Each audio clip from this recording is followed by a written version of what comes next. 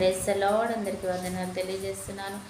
ఈరోజు దేవుడు ఇచ్చినటువంటి వాగ్దానము నిర్గమకాండము 4వ అధ్యాయం 15వ వచనంలో రాయబడినట్టుగా, నేను నీ నోటికి తోడయుండి అతని నీ నోటికి తోడయుండెదను, నేను మీరు ఏం చేయాలో నేను మీకు బోధించేదను.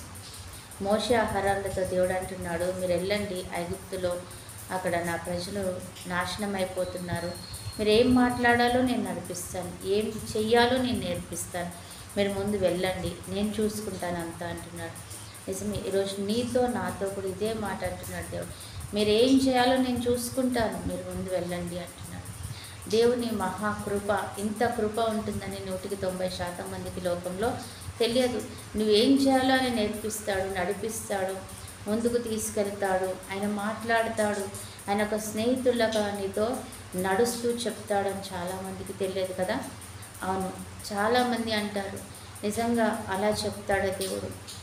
అవును, మనకి తోడయుండి, నేను మోషేకు తోడైనట్టుగా నేను నీకు తోడయండి, నీకు నేను బోధిస్తాను పదా అంటాడనమాట.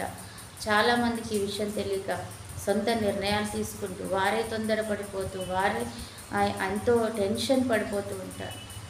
కానీ నువ్వు స్నేహితుడిగా దేవుణ్ణి చేసుకున్నట్లయితే ఆయన నీకు బోధిస్తూ ఉంటాడు. నువ్వు సమాధానకరంగా వెళ్ళొచ్చు, సంతోషంగా వెళ్ళొచ్చు. ఆయన చెప్పిన బోధన వింటూ ఉంటే నీకు ముందు జీవితం అంతా కూడా ఎంతో నెమ్మదికరంగా ఉంటుంది. ఆయన మాట వింటే దేవుడు నీకు సమాధానాన్ని ఇచ్చి నడిపిస్తూ ఉంటాడనమాట. వినే వారిగా మనం ఉండాలి, వినే శక్తిని కలిగి ఉండాలి. శక్తి అంటే ఏం లేదు, కానీ ఆయనతో నువ్వు సహవాసం చేస్తున్నప్పుడు ఒక స్నేహితుడిలాగా నీకుండి ఆయన నీకు చెప్తూ ఉంటాడు, నువ్వు వెళ్తూ ఉంటావు అనమాట.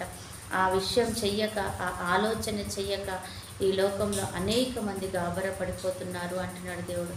కాబట్టి ఆయన తెలుసుకుందాం. నీ నోటికి నోరుగా ఉంటాను, నువ్వెక్కడ ఏది మాట్లాడాలో నేను చెప్తాను, అలాగే నువ్వేం చెయ్యాలో నేను అది చేస్తాను అంటున్నాడు ఈరోజు దేవుడు నీ కొరకు. ఆ రీతిగా మనం ఆలోచించండి, ఆ రీతిగా ఆయన వైపు చూద్దాం. ప్రభా, నువ్వు నాకు కూడా బోధించు, నాకు కూడా నేర్పించు, నాకు కూడా నడిపించు, నన్ను కూడా నీ చేయి పట్టుకొని తీసుకొని వెళ్ళు. నువ్వు ఇచ్చే సలహా నాకు చాలా ఆశీర్వాదకరంగా ఉంటుంది. నేను జ్ఞానం లేని సమయంలో నీ జ్ఞానం నాకు పనికొస్తుంది, నాకు శక్తి లేని సమయంలో నీ శక్తి నాకు పనికొస్తుంది అని అడుగు.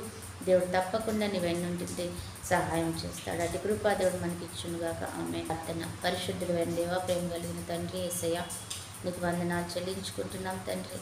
ఈ సమయంలో ప్రభా మమ్మల్ని జ్ఞాపకం చేసుకుంది తండ్రి. ప్రభా యేసయ్య, ఎంతమంది బిడ్డలైతే నిజంగా నాకు జ్ఞానం లేదు, నాకు వివేచన లేదు, నాకు నేర్పించేవారు లేరు, నేను ఎలా చేయాలో నాకు అర్థం కావడం లేదంటున్నారేమో ప్రభా.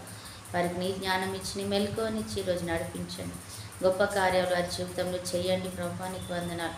అద్భుతం చేసుకోండి తండ్రి. అలాగే ఎంతమంది అయితే ప్రభా ఈరోజు నాకు ఈ సహాయం చేయంటున్నారు, వారి జీవితాలలో గొప్ప అయాతని నడవడిక వారికి నేర్పిస్తున్నందుకు వందనాలు.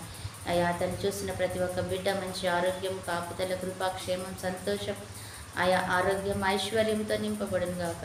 అటు కృప దయచేయండి. అలాగే ఈరోజు బర్త్డే, మ్యారేజ్ జరుపుకుంటున్న బిడ్డలు కూడా జ్ఞాపకం చేసుకొని దీవించండి.